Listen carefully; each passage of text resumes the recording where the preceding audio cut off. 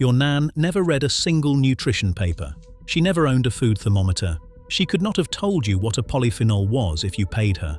And yet, study after study now confirms that the things she did instinctively in that tiny kitchen, things we laughed at, things we replaced with plastic gadgets and expensive supplements, were scientifically brilliant. Number 18 on this list was mocked for decades until Oxford published a paper proving it preserves more vitamins than any modern method. And number 7 triggers a chemical reaction that a £100 kitchen appliance still cannot replicate. Before we start, subscribe, because this list might make you ring your Nan and apologize. Let us count them down. Number 25. Soaking porridge oats overnight. Your Nan never made porridge from a sachet. She measured out a cup of oats the night before, covered them in cold water and left them on the worktop until morning. By breakfast, those oats were swollen and soft, ready to cook in 5 minutes on a low flame with a pinch of salt. She called it tradition. Scientists call it reducing phytic acid. A 2012 study from the British Journal of Nutrition confirmed that overnight soaking breaks down phytic acid, an anti-nutrient that binds to iron and zinc and stops your body absorbing them. Unsoaked oats can block up to 60% of mineral absorption. Your Nan's porridge delivered more iron per spoonful than the quick cook version you microwave in 90 seconds. The Scots knew this for centuries. The spurtle sat in the pot. The oats sat in the water. Nobody questioned why. They just knew the porridge tasted better and kept you full until dinner. We replaced this with instant sachets full of sugar and powdered milk, and we wonder why we are hungry again by 10:30. Meanwhile, your Nan's porridge kept her going until lunchtime on a bowl that cost less than 2 pence to make. Number 24. Cooking vegetables in the Sunday roast tin. After the joint came out, your Nan would toss parsnips, carrots and potatoes straight into the roasting tin, rolling them through the hot dripping before putting them back in the oven. She was not just saving washing up, she was coating every vegetable in fat-soluble flavour. In 2018, researchers at the University of Nottingham found that cooking root vegetables in animal fat significantly increases the bioavailability of beta-carotene, the compound your body converts into vitamin A. Carrots roasted in dripping delivered nearly 40% more usable vitamin A than carrots steamed or boiled in water. That tin of roasting juices was not waste, it was a nutrient delivery system. Your Nan did not know the science, she knew the taste, and the science caught up 60 years later. Number 23. Leaving bread to go stale before making pudding. Bread and butter pudding required stale bread. Your Nan insisted on it. Fresh bread went soggy and fell apart in the custard. Stale bread held its shape, absorbed the egg mixture evenly, and developed a golden crust on top that crackled when you pressed your spoon through. She was right, and the reason is starch retrogradation. As bread stales, the starch molecules reorganize into tighter crystalline structures. These structures resist moisture better, which means stale bread absorbs custard slowly and evenly without disintegrating. Food scientists at the University of Leeds confirmed in 2016 that retrograded starch also acts as a prebiotic, feeding beneficial gut bacteria during digestion. Your Nan's bread and butter pudding was not just thrifty, it was better for your gut than fresh bread would have been. Number 22. Resting meat under a tea towel. The Sunday roast came out of the oven and went straight onto the carving board. Then, your Nan draped a clean tea towel over it and told everyone to wait. 20 minutes minimum, no touching. She said it made the meat juicier. She was completely right. When meat cooks, the muscle fibers contract and push moisture toward the center.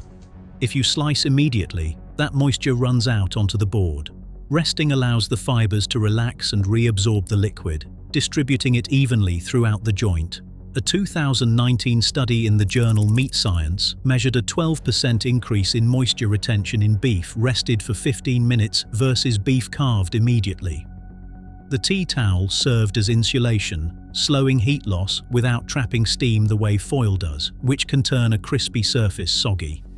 Every Christmas, every Sunday, your Nan performed a perfect piece of food science with nothing but a cotton cloth and patience. Number 21. Adding a bay leaf to everything. Stews, soups, rice pudding, even the pot of milk warming for custard. Your nan dropped in a bay leaf the way other people add salt. Automatic and non-negotiable. Bay leaves contain compounds called cineol and linalool, which have been shown in studies published in the Journal of Agricultural and Food Chemistry to have anti-inflammatory and antimicrobial properties. But more importantly for the cooking, those aromatic compounds enhance the perception of savory depth without adding identifiable flavor. You cannot taste the bay leaf, you just taste a better stew. Research also shows that bay leaves slow the oxidation of fats during cooking, keeping dripping-based dishes fresher for longer. That single leaf was doing the work of a preservative and a flavor enhancer simultaneously. Your nan never took it out and ate it. She just knew it belonged in the pot. Number 20. Making bone broth from the carcass. After the roast chicken was stripped bare, the carcass went into the biggest pot with an onion, a carrot, and cold water. It simmered for hours, sometimes all afternoon, until the liquid turned golden and the kitchen smelled like Sunday all over again. Your nan called it stock. The wellness industry now calls it bone broth and charges £4 a cup. The science is straightforward. Long simmering extracts collagen, which breaks down into gelatin, along with minerals like calcium, magnesium, and phosphorus. A 2017 study in the Journal of Renal Nutrition found that bone broth made from chicken contained meaningful amounts of these minerals, and the gelatin content supported gut lining integrity. Your nan ladled this into everything: gravy, soup, risotto, the water for boiling rice. She was supplementing her family's diet with collagen and minerals decades before anyone put it in a powder and sold it for £30 a tub. Number 19. Storing tomatoes on the windowsill, never in the fridge. Your nan kept tomatoes on the kitchen windowsill in a small bowl, often next to the fruit. Never in the fridge. If you put them in the fridge, she would tell you off. She said cold made them taste of nothing. In 2016, researchers at the University of Florida published a study confirming exactly this. Refrigeration below 12 degrees Celsius damages the volatile compounds responsible for tomato flavor and aroma. Cold storage reduced flavor-related gene activity by up to 65%, and the damage was irreversible. Room temperature tomatoes retained their full complement of sugars, acids, and aromatic volatiles. That windowsill was not laziness. It was perfect food storage. We now refrigerate everything as a default, and our tomatoes taste like wet cardboard as a result. Number 18. Steaming vegetables instead of boiling them to death. Your nan had a metal steamer basket that sat inside a saucepan. Broccoli, green beans, and cauliflower went in the basket above the boiling water, never submerged. She said boiling made them watery. She was protecting their vitamins. A landmark 2009 study published in the Journal of Food Science compared nutrient retention across cooking methods. Boiling vegetables in water caused losses of up to 50% of vitamin C and significant reductions in glucosinolates, the cancer-fighting compounds in broccoli. Steaming retained up to 90% of these nutrients.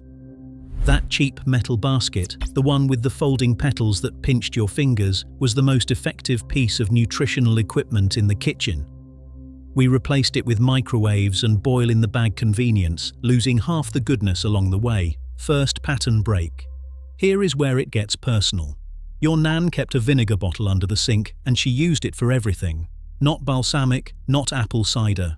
Plain malt vinegar or white vinegar, the kind that cost about 20 pence. She cleaned surfaces with it, descaled the kettle, and splashed it on chips. But she also added a capful to the water when poaching eggs. The vinegar lowers the pH of the water, causing the egg white proteins to denature and coagulate faster. This means the whites set tightly around the yolk instead of feathering out into wispy threads. A 2014 study in the International Journal of Gastronomy and Food Science confirmed that a small amount of acid in poaching water produces significantly more compact, aesthetically superior poached eggs. Your nan's poached eggs came out perfect every time, not because of a silicone pod or a special pan, because of a capful of vinegar that cost less than a penny. We now buy dedicated egg poaching kits for 15 quid that do a worse job. That vinegar bottle was the most underestimated piece of kitchen equipment in Britain. Number 16. Wrapping cheese in wax paper. not cling film. Your Nan wrapped cheddar in greaseproof or wax paper, sometimes with a damp cloth over the top, and stored it in the coolest part of the larder. She said, "Cling film made cheese sweat." She was right. Cheese is a living food that continues to release moisture and gases as it ages. Cling film traps that moisture against the surface, accelerating mold growth and creating a slimy texture. Wax paper allows the cheese to breathe while preventing it from drying out completely. Cheesemongers have always known this. A 2020 study from the University of Guelph confirmed that semi-hard cheeses, stored in breathable wrapping, retained better texture and flavor profiles for up to 40% longer than those stored in plastic film. Your Nan's cheese lasted the week and tasted better on Friday than the block you bought on Monday. Number 15. Putting a saucer of water in the oven when baking bread. Your Nan baked bread every week, and she always put a shallow dish of water on the bottom shelf of the oven. She said it made the crust better. That dish of water creates steam during the first critical minutes of baking. The steam keeps the outer surface of the dough moist long enough for the loaf to fully expand before the crust sets. It also promotes starch gelatinization on the surface, which produces that glossy, crackling crust that bakeries achieve with professional steam injection ovens. Artisan bakers rediscovered this technique in the 2000s and wrote entire blog posts about it, as though it were revolutionary. Your Nan had been doing it since 1958 with a chipped saucer and tap water. The science was always there. We just forgot to ask her. Number 14. Feeding the family on liver once a week. Liver and onions appeared on tables across Britain every Tuesday or Wednesday. Children hated it. Mothers insisted. Your Nan fried lamb's liver fast in a screaming hot pan, piled it with soft caramelized onions, and served it with mash and gravy. She said it kept the blood strong. She was not exaggerating. Liver is the single most nutrient-dense food available. A 100-gram serving of lamb's liver provides over 1,000% of your daily vitamin A, 65% of your iron, and significant amounts of B12, folate, and copper. A 2019 review in the journal Nutrients described organ meats as nutritional powerhouses that modern diets severely lack. Your Nan was feeding her family a natural multivitamin for the price of a few pence a portion. We replaced it with supplements that cost £5 a month and do not taste of onions and gravy. Number 13. Cooking with lard instead of vegetable oil. That white block of lard in the larder went into pastry, into frying pans, and onto roasting tins. Your Nan used it without a second thought. Then the 1980s came along, and lard became the enemy. We switched to vegetable oils and margarine, convinced we were saving our hearts. The evidence now tells a different story. Lard is 45% monounsaturated fat, the same type found in olive oil. It is stable at high temperatures, meaning it does not oxidize and produce harmful aldehydes the way seed oils do when heated. A 2015 study from De Montfort University in Leicester found that heating sunflower oil and corn oil produced 20 times more toxic aldehydes than animal fats like lard and butter. Your Nan's chip pan was safer than your deep fat fryer full of vegetable oil. We demonized the wrong fat for 40 years. Your Nan's pastry was flaky, her chips were golden, and her roast potatoes had a crunch you could hear across the room. All because of lard. Number 12. Keeping a pot of dripping by the stove. This one deserves its own entry because the dripping jar was not just about cooking fat, it was an entire kitchen philosophy. Your Nan filtered the rendered fat from every roast through muslin, stored it in a ceramic pot, and used it all week. Eggs fried in dripping, toast spread with dripping and salt, potatoes roasted in dripping. The flavor was incomparable. But beyond flavor, beef dripping contains conjugated linoleic acid, a fatty acid that multiple studies have linked to reduced body fat and improved immune function. A 2015 meta-analysis in the British Medical Journal found no significant association between saturated fat intake and coronary heart disease. The campaign that killed the dripping jar was based on incomplete science. Your Nan kept her jar. She was vindicated. Second pattern break. Your Nan made jam, not the fancy small batch artisan stuff sold at farmers markets for £6. Real jam. Pounds of fruit, bags of sugar, hours standing over a rolling boil, testing for set on a cold saucer. She preserved summer fruit to last through winter, and she was doing something modern food science now celebrates. Home-preserved fruit retains significantly more polyphenols than commercially processed alternatives, according to a 2018 study in food chemistry. The short, intense cooking of traditional jam making preserves antioxidants that industrial processing destroys. Your Nans strawberry jam, made in July and spread on toast in December, carried more nutritional value than the supermarket version sitting in a jar for 2 years. She was not just making jam, she was preserving medicine. And her pantry shelves, lined with jars of damson, gooseberry and blackberry, glowing ruby and purple in the afternoon light, were a seasonal pharmacy that cost nothing but time and a bag of sugar. Number 10. Adding a pinch of salt to sweet baking. Every cake, every biscuit, every pudding.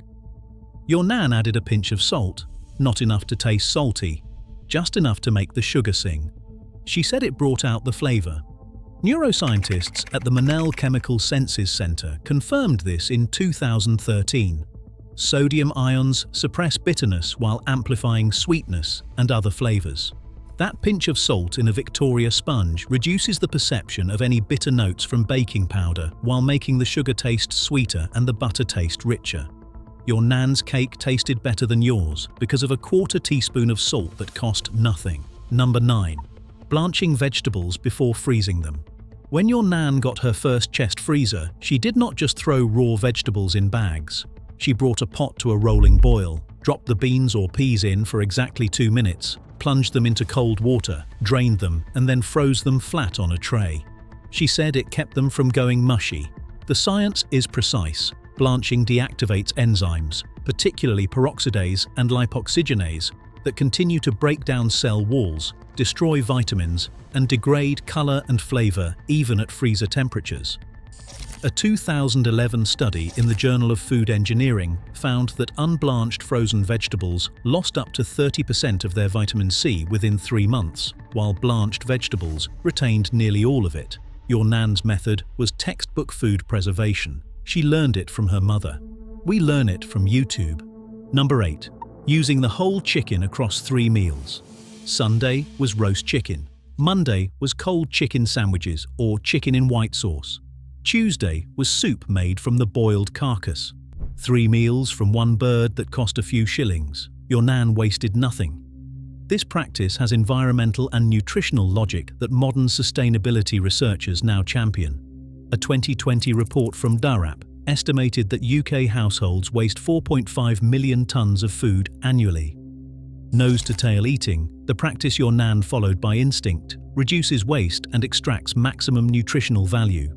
The bone broth from that carcass, the cold meat on sandwiches, the crispy skin your grandfather ate standing by the stove. Nothing was surplus. Everything had a second life.